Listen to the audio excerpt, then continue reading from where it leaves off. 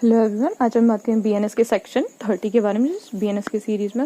Section 30 के तहत सहमति के बिना किसी व्यक्ति के फायदे के लिए सहमति पूर्वक किया गया कार्य, यानी कि कोई एक्सीडेंट, हम कहें कि एक्सीडेंट होता है, कोई बात के होते हुए भी किसी व्यक्ति के फायदे के लिए सद्भावना पूर्वक सहमति के बिना काम कर दिया, यानी कि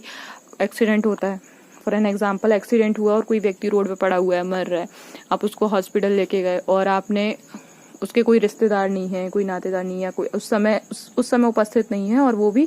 सहमति देने या प्रकट करने के लिए इतना समर्थ नहीं है कि वो अपनी सहमति दे सके। व्यक्ति सहमति देने के लिए असमर्थ है ना, कोई संरक्षक नहीं है या कोई विधि पूर्वक भार साधक व्यक्ति नहीं है, कोई दूसरा व्यक्ति नहीं है कि उसको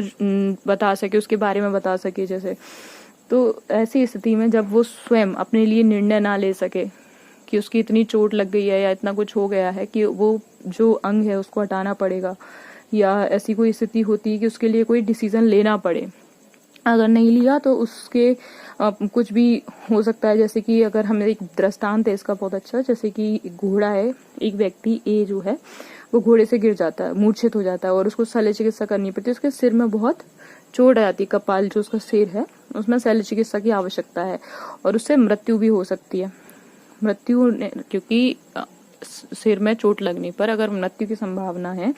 मृत्यु करने का आशय नहीं है उसका, मृत्यु का अर्थ कि मैं अगर परमिशन दे दूं और इसकी मृत्यु हो जाए, मृत्यु करने का कोई आशय नहीं है उसका, सद्भावना पूर्वक और फायदे के लिए। ये 3 एलिमेंट हमेशा याद रखने हैं कि व्यक्ति के फायदे के लिए होना चाहिए और जो काम आप कर रहे हो, जो कार्य, जो परमिशन आप दे रहे हो, सहमति जिसके लिए दे रहे हो, वो सद्भावना पूर्वक होनी चाहिए।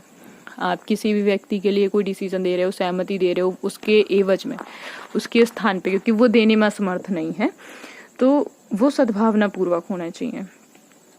और आपकी मृत्यु कारित करने का कोई आशय नहीं है। ऐसे स्थान पर आप अगर परमिशन देते हो, आज्ञा देते हो, तो वो और कुछ कारणवश कुछ हो जाता है तो वो अपराध नहीं माना जाएगा। यहाँ पर यही बात की है, इसके अपवाद भी हैं, लेकिन यदि आप उसको उसके फायदे के लिए आप कहते हो कि एक भिखारी है, मैं उसकी सारी उंगलियां काट देता हूँ या हाथ काट देता हूँ तो उसको ज्यादा भीख मिलेगी, तो ये कोई मदद नहीं है जो आप कर रहे हो उसकी सहमति के बिना या उसकी सहमति से कि मैंने तो उसके फायदे के लिए काम किया, तो सद्भावना पूर्वक नहीं है ना। आर्थिक रूप से आर्थिक फायदा नहीं, असल फायदा जो रियल है वो असल फायदा माना जाएगा, आर्थिक रूप से फायदा नहीं। Thank you so much.